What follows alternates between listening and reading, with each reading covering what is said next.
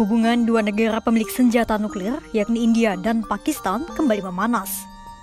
Baik India maupun Pakistan kini saling menyalahkan usai sedikitnya 26 orang wisatawan tewas di Kashmir. Lagi-lagi, Kashmir menjadi titik panas di antara Pakistan dan India. Telah berdekade lamanya persoalan Kashmir belum selesai bagi konflik tak berujung. Pertanyaannya, kenapa Kashmir begitu diperebutkan India dan Pakistan?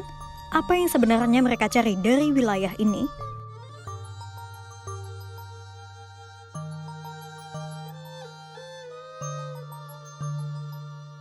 Selasa 22 April 2025, tepat saat kunjungan Wakil Presiden Amerika Serikat J.D. Vance ke India, sebuah serangan mematikan terjadi di Kashmir.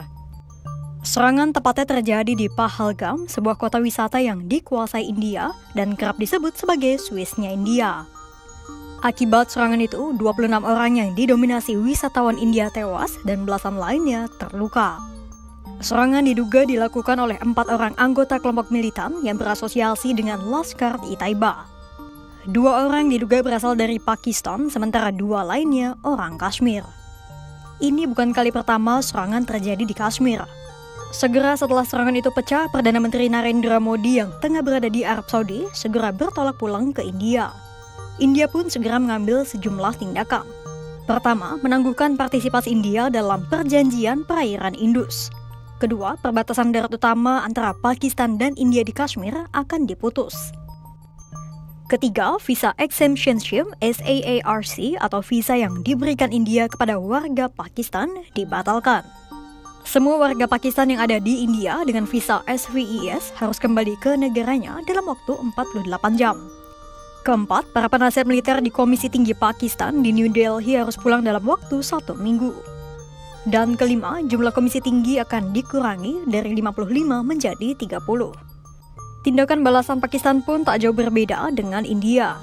Pertanyaannya, kenapa ketegangan di Kashmir tak kunjung mereda dan terus menjadi titik didih di antara India serta Pakistan?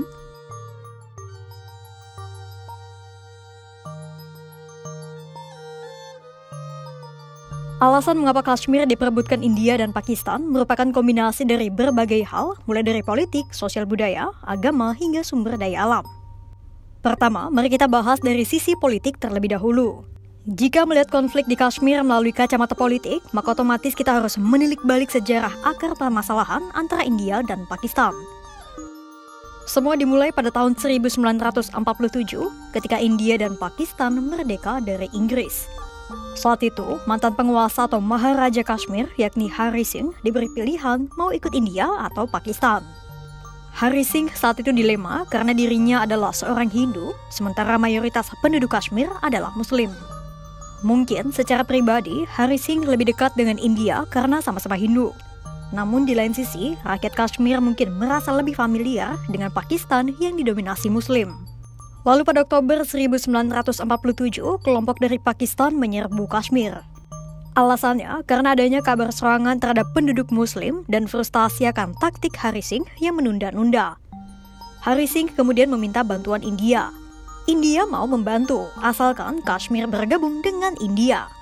Akhirnya ditandatanganilah Instrument of Accession to India oleh Hari Singh pada 26 Oktober 1947.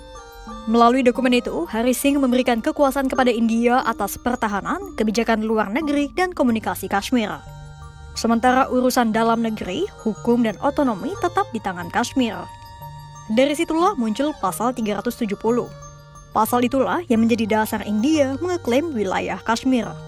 Sekitar 55% Kashmir atau 2/3-nya yang terdiri atas Jammu, Kashmir Valley, dan Ladakh dikuasai India. Sementara sepertiga atau 35% wilayah Kashmir dikuasai Pakistan yang terdiri atas Azad Kashmir dan Gilgit-Baltistan. Cina pun turut mengeklaim sedikit wilayah Kashmir bernama Aksai Chin.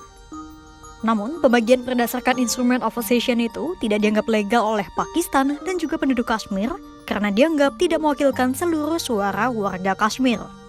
Itulah mengapa baik Pakistan maupun sebagian penduduk Kashmir menuntut adanya referendum agar Kashmir bisa menentukan sendiri nasibnya. Sebagian warga Kashmir memilih merdeka dan tak terikat pada India maupun Pakistan hingga memunculkan gerakan separatisme.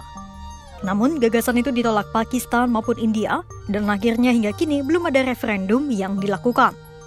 Itu dari sisi politiknya. Pakistan menilai Instrument of Accession tidak sah sehingga menganggap pembagian wilayah Kashmir tidak bisa diterima. Lantas, bagaimana dari sisi sumber daya alamnya?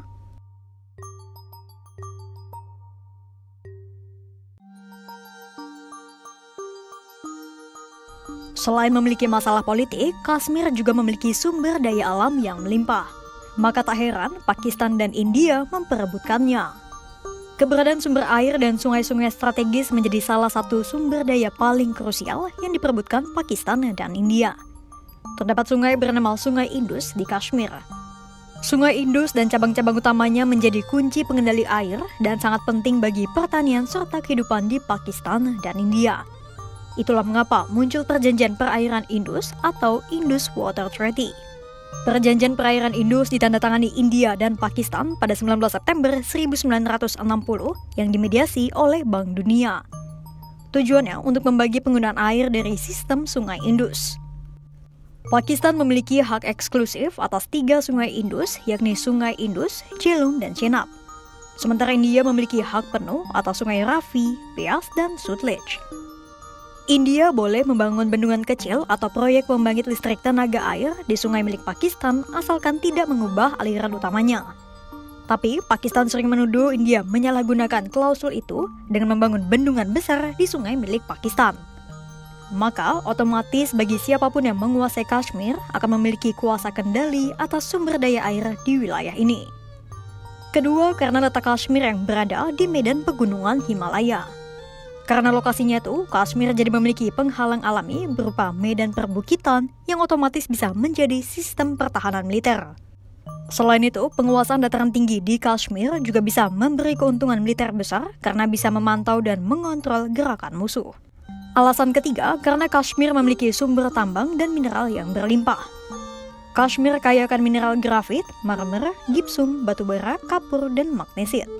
Sementara itu, Kashmir juga punya potensi minyak dan gas yang belum dimanfaatkan secara maksimal. Tanah di Kashmir pun subur, sehingga wilayah ini terkenal menjadi penghasil bunga saffron terbesar dan termahal di dunia. Alasan keempat adalah hutan dan sumber daya kayu yang melimpah di Kashmir. Dan alasan kelima, karena Kashmir dekat dengan jalur ekonomi dan militer strategis. Kashmir dekat dengan koridor ekonomi Cina-Pakistan atau CPEC, sebuah proyek raksasa yang jadi prioritas Kashmir. Semua potensi sumber daya alam sekaligus keindahan alam Kashmir itu bisa menarik banyak wisatawan dan menjadikan pariwisata di sana menjadi sektor ekonomi yang penting. Itu tadi beberapa alasan mengapa Kashmir diperebutkan oleh India dan Pakistan selama berpuluh-puluh tahun lamanya. Alasan yang mendasari perebutan Kashmir merupakan kombinasi dari banyak hal, mulai dari politik, sosial, ekonomi, hingga sumber daya alamnya.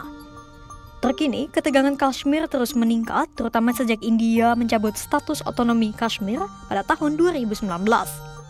Berapi semakin berkobar usai kelompok militan menyerang wilayah Kashmir bagian India dan menewaskan 26 orang serta melukai belasan lainnya. Kini, baik India maupun Pakistan masih bersitegang. Potensi perang di antara keduanya bisa muncul kapan saja. Untuk itu, pantau terus perkembangan konflik di Kashmir hanya di kanal YouTube Kompas.com.